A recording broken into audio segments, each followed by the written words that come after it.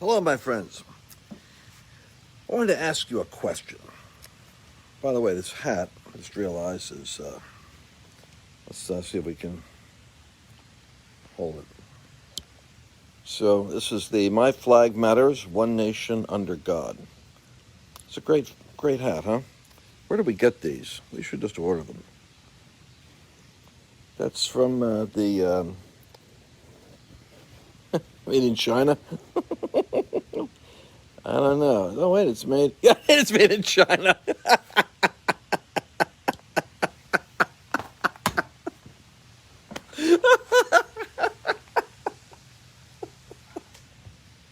If that isn't a commentary on where we are. I had a friend of mine, great evangelist named Bob Bradbury. Bob was from Galilee, Rhode Island. Tough as nails, bow-legged, arms like Popeye. And I remember, I probably shouldn't tell these stories, but I'm not going to tell them to, except you. And so one time he's telling me he had a fishing boat. And a fishing boat, he wanted, one of the guys on a fishing crew, he was training him up. And he found a nickel bag of dope. And redneck, old school Rhode Island. Bob, when I found that nickel bag of dope on the captain's boat, which was a fishing boat, he said, I was so mad, Lance. I went over to that kid's house. I knocked on the door. I go walking in. I used to have a real bad anger problem, Lance. I was his pastor, so he confessed to me. He goes, I was so mad. He had these weights, these barbells he'd be lifting. And when I get mad, I don't know, it was like supernatural or something. I reached down with one hand. I grabbed them barbells, and I threw them into the wall, and they stuck right in the drywall. And he looked at that, trembling, because I could have snapped his neck. And I says to him, this is the situation we are in. Every now and then, when I'm looking at the world, when I look at Biden, when I look at us, I look at China, I say, I get so upset. I want to channel my inner Bob Bradbury and just say, throw the weight into the wall like Superman.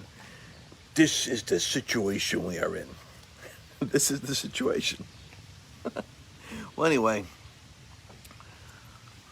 it was a totally unsolicited moment. If anyone knows me, you know that that's an honest truth. My wife could come walking out here in any second. It'll be completely wet out schedule. She'll be totally spontaneous, so she'll come out. And because it happens, I do that in my free flowing. So should I go in the kitchen, by the way? Would you like to have a moment with my wife, Annabelle? Completely. She's the best. She's cooking dinner tonight. I wanted to bring a friend over for dinner. This is old school, people. 35 years, I married the right woman. Always marry in your tribe. This is a piece of advice for you young people. I remember when Annabelle and I got married, Joey Perez, an evangelist down in Philadelphia, where we were planted a church over an auto body shop. I was a young business guy, but, when you're Pentecostal, you lose your part of your brain, which is okay. It's a beautiful thing, really. You do crazy stuff. So I was up and planning the church over an auto body. And Annabelle and I got married. Of course, my parents weren't too crazy about my new career. They married off a young businessman to their daughter, Dr. Naples, and ends up with a religious fanatic for a son-in-law. But, these things happen. These things happen. So, anyway, why am I telling this story? So I'm going down, over to the auto body shop. I got there. It'll come back to me in a second what the story is. Probably has to do with Annabelle. But we had that auto body shop, and we would have meetings down there. I remember the fans were hanging kind of low. So there was ceiling fans. You had to have them because the fumes from the auto body shop would come up into the church. And so we had to open the windows to get the fans going. Otherwise, we were breathing all that poisonous carbon monoxide from the guy downstairs who was running the cars to fix them. Anyway, I remember on Sunday mornings, he wouldn't be there Sunday, obviously. be during the week we'd have a problem. But on Sunday morning, I'd be playing worship, and as these tall people put their hands up, I would watch, and I'd wince because their hands would go right into the flipping, into the blades of those. It was fortunate they were wooden, kind of like that. I got over my head right there. They were wooden, but they'd hit people's knuckles. I felt bad for them because we had to have them on. I didn't want to give warnings, like a label before you go into worship. Don't lift your hands up too high; they'll never come back. Anyway, but be that as it may, I have a question for you. This is the reason I wanted to have this conversation. You're probably wondering, why did I call this meeting? I had a reason for the meeting. And the reason for the meeting is as follows. If I get the contract back this week, I'm going to be starting to do a Salem podcast. Or a radio show. I'm going to start a radio thing. Now, radio's a dying industry in many ways. Podcasting isn't, but of course people still listen to radio, but the podcasting is, for reasons that is convenience. Because like Made in China, getting your American flag hat Made in China. Why some American didn't do this? You know why an American didn't do this? American is selling this. They're getting made in China. It's cheaper to make it in China and sell it in America. That's the deal with this hat. Ironically. But since this is the situation we are in, I'm doing this radio show, and I'm going to make it a podcast, and I'm probably going to video podcast it, okay? So now, thank you, 2.3 thousand people. I don't want to waste your time. I respect your time. Now, if you want me to go in and surprise my wife, I was going to say old school. Oh, I remember the story I was telling you a minute ago. It's coming back to me now. I went on a trail, but I came back, okay? Joey Perez, the evangelist at the upper room. You see how nice it is? The Lord reminds you, right? You're ADD, but it comes back to you. So the Lord reminds me right now of Joey Perez, the evangelist from Diamond Street. He was a gang leader, got saved. And I was his worshiper. I would play the piano. I play keyboards out in the street. I do keyboards and music. And then he would preach. You didn't know that, did you? Joey said to me when he met Annabelle, he said, "You did the right thing, brother. You're married in your tribe. You married in your tribe." I'll never forget that. You married in your tribe. And I said, "What do you mean?" He said, "Your parents, they come from the same thing." He was right. Our families were both World War II vets. Our dads both were in World War II, the GI Bill of Rights.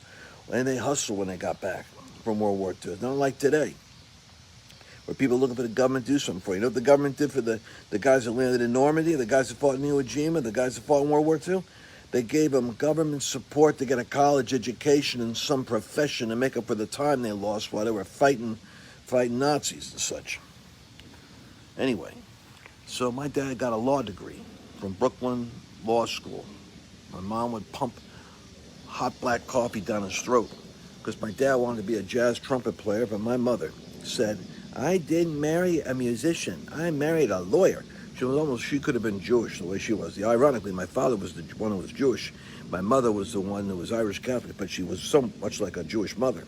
That's probably more serious than people did. She said, I'm going to marry a lawyer and you're going to be a lawyer. I'm not going to marry a musician. So she would make him pass the New York bar exam, which he did, became a lawyer and a business guy. Annabelle's dad was a mechanic in Cape May, New Jersey, fixing cars. But he went to Temple University to become an obstetrician gynecologist. He was going to be a doctor, but he wanted to be a happy doctor. What's the happiest? Think about it, doctors. I mean, can you imagine what kind of a day you have? You come home after a long day. How was it? And you're a proctologist. What are you going to do? Discuss cases you got? Anyway, but an obstetrician, gynecologist, well, he's delivering babies. So Dr. Naples wanted a job that made him happy because he wanted to be at a happy job. And delivering babies is the happiest job in the world because everybody's happy when they finally get the baby out, right? Especially the ladies, the women. I finally got rid of that baby. And then, well, not rid of it, but I mean, she's got, listen, you talk to a woman who's like due, and she may love that child, but she wants that child out. You know what I'm talking about? So then everybody's happy when they got the baby. So anyway, marry in your tribe. I should go in and visit my tribal wife. You see what I mean? Because we both grew up with the same dads. And so the same work ethic. It was like, hey, our dads hustled, they worked. And so I'm a bit of a workaholic, I admit it. It's not a total imbalance, it's a little bit. I'm 65. A lot of people at 65 are retired. I look at that and what the heck they're retiring for? At 65, look, Donald Trump and these guys, remember that? You got Bernie Sanders, Joe Biden. These people should be walking around the rest home. What are they doing? They're trying to run the world. Forget it. I'm not retiring at 65. Not a bumble-brain Biden is bumping around out there. You got Bernie Sanders over here. You got, listen, the boss, Donald Trump, 72 years old, whatever. He's coming back. I'm coming back. I got to fix the mess they made. I love that spirit. No, 65, I'm not retiring. Forget it. So anyway, I'm signing a contract to start a radio show. Now this comes to you. This is the important moment. What is the topics you want to hear about? Because I tell you what, I'm spread eagle between a couple of places. I'm going to do a show tomorrow with Cindy Jacobs, or an interview of some sort. But I can put it out there if you want to. We'll have great ratings. We'll have 100,000 people watch it. Maybe more. But she's going to be prophetic. It'll be on the prophetic. It'll be like, what are you hearing God say? No, that's an interesting subject, right? And I don't deny at all. I had a guy sit off the other day, said, what would you say you are? Are you a teacher? Are you a prophet? See, people don't even know what the heck I am. It's terrible at 65 and people don't know what you are. But it's because I'm eclectic.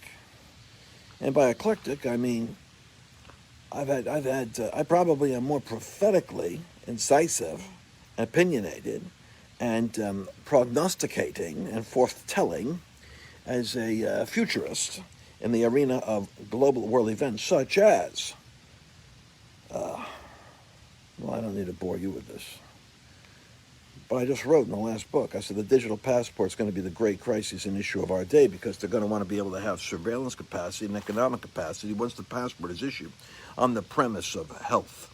Because they finally found their global click that, it was all going to be climate. The left was working climate. You're going to end up, but they couldn't sell it. Like, why would you need a digital passport for climate? To check your emissions in the morning? No, but this Delta variant got the COVID and then the Schmovid and then the Delta and the Schmelta, and they're going to come up with so many variants. They're going to traumatize you. The news is going to tell you people are dropping like flies. Okay, so it may be less than people dying from sugar diabetes, but just the same, the news is going to work it because Democrats get power out of it. Who knows? Waffly Republicans maybe make some money on the stock. I'm fed up with the system out there. This is the situation we are in, people. But here's what I want to ask you. Yes, you're right. We're never bored. I'll tell you what, to be alive now, it's not to be bored. But look at me. Look at me. Look at this. We need to know. My daughter got me this shirt, by the way, Dad. Isn't that great? It says something on the back, but I don't know how to hold my camera behind my back so you can see it. Maybe I get my wife to do it. You want me to get my wife to do it so she can show you what's on the back? I'll hand her the camera and she'll go, Lance. She's the greatest girl.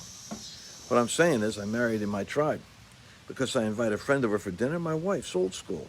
She's cooking. She goes out and gets steaks. She goes out and gets the steaks. Annabelle's the best. She's in there singing away, put some cheese out, some grapes. We're going to have guests over for dinner. How many of you guys could get away with that? Hey, I got a buddy of mine who's going to come over for dinner. What? Where are you going? You going to go? Make you go out and order. Go drive through or something. Or you cook. But no, I got the old school. It's great. I'm married in my tribe. And that's what my mom was like. My mom was like, the home was her domain. My dad, he was quarantined to one little corner room. It's kind of like, now that I think about it, I got a little corner room. You see me in the garage, and I got a corner room. Now that I think about it, my wife has the whole house. It's a lot like my mother. I'm not going to go down that trip right now. I'm not in public with you. It's not. I'll think about it, and then I'll come back to you and tell you what my reflections are. But what I need from you is questions. It's very important. Then we'll go in and check up on Annabelle. Actually, I'll tell you what, once you get her talking about furnishing families of Texas, her girls, and what they're doing, and the numbers of mattresses, I'll have to control the interview because she's very enthusiastic about what she's doing. And you ladies know that once you're talking about something you're into, I got to act like I'm really totally engaged in the subject, but I'll try to direct the conversation. She'll start, and then you'll see, I'll try to reel her back in. But the thing is, she loves that ministry because she loves these girls. She loves these children. And I got to tell you, I get attached to them too. Now they come over to my house. Next thing you know, I'm kind of like, my grandpa or Uncle Lance or a surrogate father, call it what you will. I get attached to them. I want to know how they're doing. I want to make sure they got their birthdays and, they got some masculine influence in their life. The mom needs some help. I got to step in there and be like a little bit of a drill instructor now and then, go over their homework, their grades, let them know, they're going to be hanging around with me, having fun. We're going to have to pass school. Got to get a degree. You know what I mean? All right. So anyway, here's my question for you. My question: what are the questions to deal with on the radio show? What do you want? I'm going to be looking at this. How far into this interview am I anyway? I got rambling here. I'm so sorry. It's 2,400 people, but I don't know. I'm going to go fast forward this whole thing. I'm going to watch all your comments. I'll be reading your comments up till now. By the way, I read all your comments, and I appreciate your comments. Your comments are very encouraging. But I want you to write down now, before I go in the kitchen, I want to confuse you with the Annabelle episode. And my daughter Joy's here, and Michaela's here too. Michaela's here helping Annabelle with furnishing families, and it's a great story. And then we may get sucked into the zone there on that story if we show up at at a certain time. But my question to you, and then Ramiro Pena's coming over, my dear brother, Ramiro, great pastor. He'll be here any second. He's the one I surprised my wife with when I had Ramiro come to dinner. All right, but listen, what do you want me to cover on this radio show? Do you want political commentary? Do you want to know what's happening right now? Do you want a prophetic dialogue about things to come, like the digital passport, which I wrote about, and about the economic reset, and about what they're going to try to do to drive up the debt, and about this, and about the Democrats paying off their own lobbyists with trillions of dollars of your money that's going to saddle your children with debt, which could trigger an economic collapse in the United States. Listen to the prophets. Prophets are all using abstract language, talking about harvests, and it makes me kind of nutty in a way. I know why they do it, because they don't want to get yelled at for missing it, and they don't want to get picked on for saying it. So they kind of use this parabolic language. Me, put it out there, see if it sticks. That's why I'm glad I didn't say Donald Trump will be back on the 6th, Donald Trump will be back in November, Donald Trump will be back in May, Donald Trump will be back in I never went down that road. I said we better pray like heck for this guy to get in office. If he doesn't, Biden, it's almost like it's a judgment on America. It's like, then it's like discipline on America.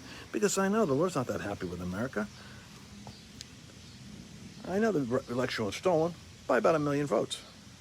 Maybe 2. Look, I'm closer to the facts on this than you are. I'm working with Mike Lindell. I'm telling you, maybe 1 million votes, maybe 2 million votes. But out of like 130 million votes, I'm sorry. If America's that goofy that it doesn't know when God's blessed, now it's going to find out what a curse looks like. And by the way, 90% of Democrats still like Biden. 90% of Democrats still think he's the bee's knees. Figure this thing out. What the heck? What kind of world are they living in? It's insanity. He's at 50%, 48% approval. All right, so my friends, you can't believe the polls. All right, 42%? Trust me. There's too many people that don't have their heads screwed on straight in the United States. So we got to do something about this. We got to have this awakening. We have to have this move of God. We got to do what we got to do. Listen, I could retire. I worked for 40 years. By the way, I worked as a businessman and as a ministry. I did both.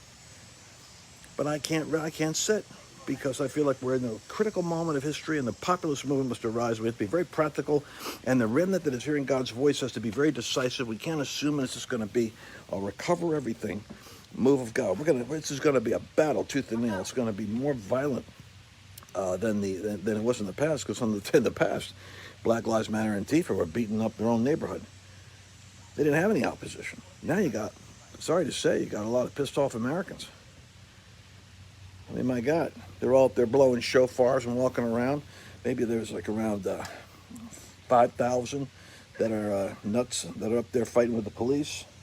But on January 6th, that was a peace-loving crowd. I'll tell you what, these people are getting frustrated. They're frustrated with the border. They're frustrated with double-digit inflation. They're frustrated with a stupid Afghan fiasco. They've just created a terrorist superstate and $90 billion of our equipment.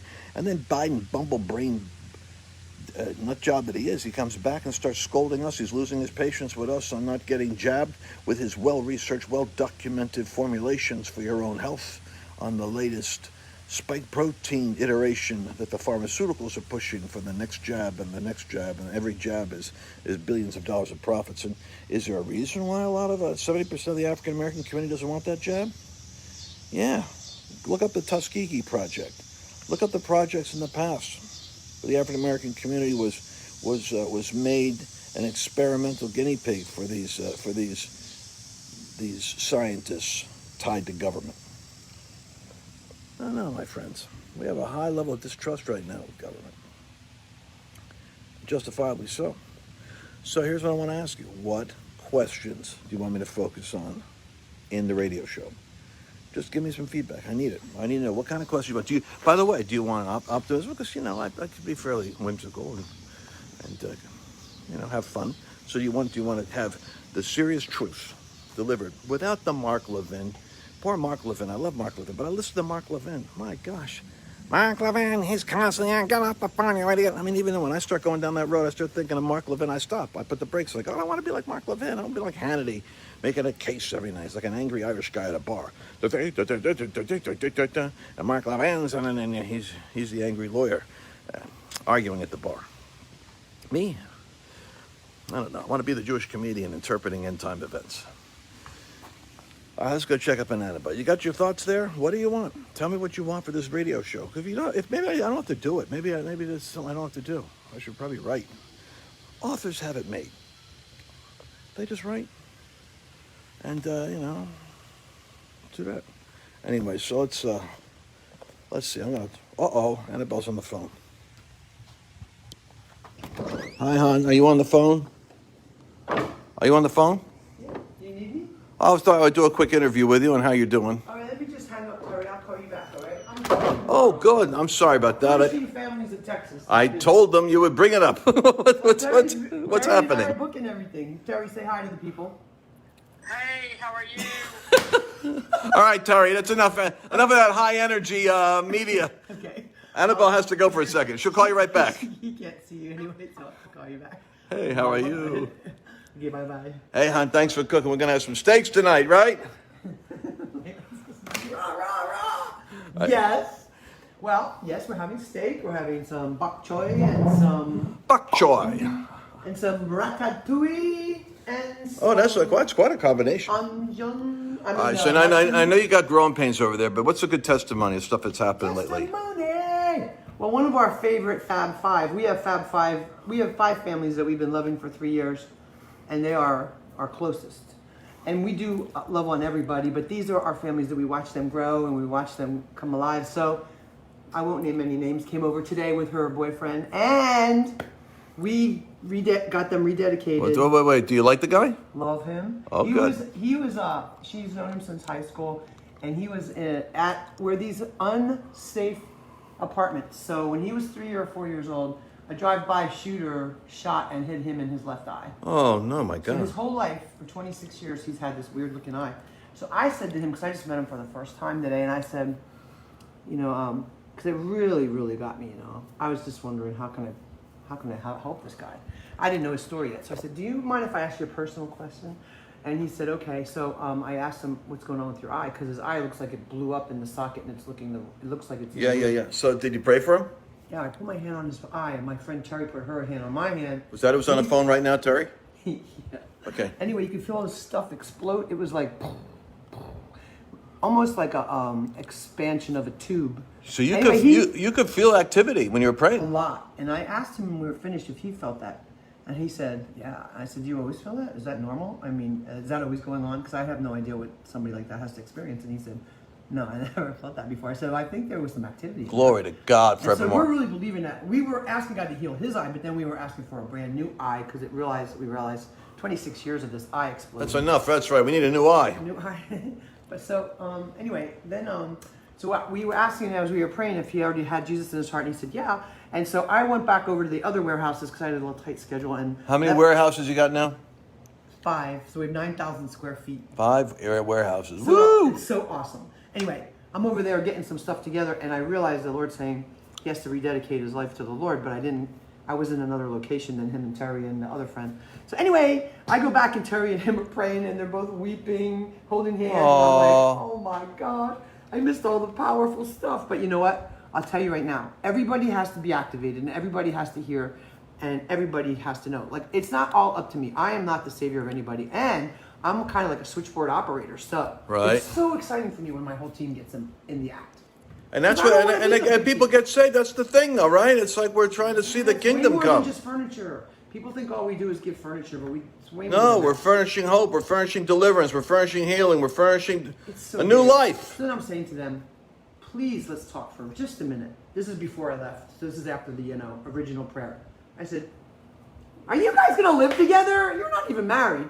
Yeah, we're living together. It's like, Ooh, you just went right at that. You went there. well, I'm like the mom. So then Terry goes, but what if you still live together, but you lived in the bedroom with the boys? Because she has 2 boys and a girl. She's a single mom. And they're all in their 20s. And so he said, I would do that. And I thought, Yeah, but only if you understand. Solutions over I here. know, but only if you understand. They got to dedicate themselves to the Lord and get married. Yeah, but they are planning to do that. But my whole point of telling you this is that everybody's timing is not, us, we're in fast mode. Do this, do that, do this. Anyway, but you could see that they were, that's God's job to convict people. I just bring up the obvious sometimes because I don't have that much time with everybody. Do you know what I mean? So I have to spill the beans and then see what happens. Because I actually have nothing to lose. And the thing is, they know I love them. They're going to have... That's true. Maybe you're investing in them. It's not like you're getting something from them. Exactly. Hey, Ray Prosperi would like to have his medium rare. Ray Prosperi's calling? He's putting in an order for the steak. All right, okay, honey. I'm going to give you a little... All right, they don't know who Ray Prosperi is. Ray Prosperi is a friend of ours. What? I just want everyone to see these steaks. I showed him the steaks. Oh, you already came in? I did a quick scan. All right, well, here's the point. Dave Nolan told me how to cook steaks, so everyone thinks I cook a mean steak. Oh, you got to put them on now? No, come on. your company's not here yet. Let's go. Come on, let's put them on. Until the company's here. Hey, if Ramiro's late, he doesn't mind. We'll wait. I don't know. I'll try to turn the oven, grill on. Yes, please. I'm going to turn the grill on. All right, so anyway, I told you, as soon as I walk in, I'm going to find out about furnishing families. But you see why? Hey, listen, you guys should support her. She's got the real deal. I mean, I'm serious about that. I got my grill here. But I'm going to read all your comments about the TV show. Look at this. You can't even see it. It's so dark. It's so dirty. I got to clean this grill. Oh, my gosh. You can't even see it. But I hope I'm doing this right. I don't know. How come it's not working right? What the heck? Man. People, if something blows up, you know what happened. So it's Lance on the grill. Lance was last seen trying don't.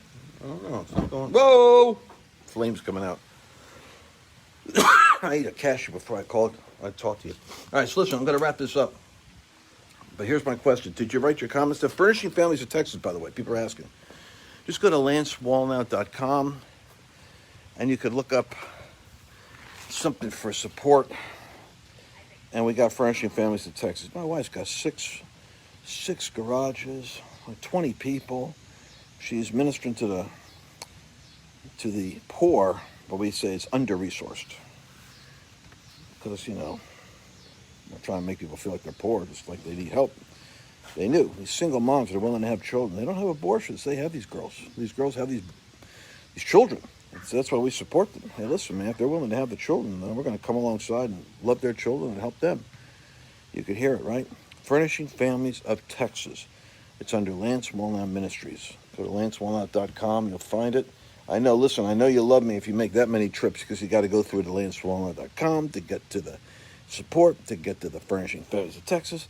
But I never raise money for it. I basically running a lot of that off my credit cards.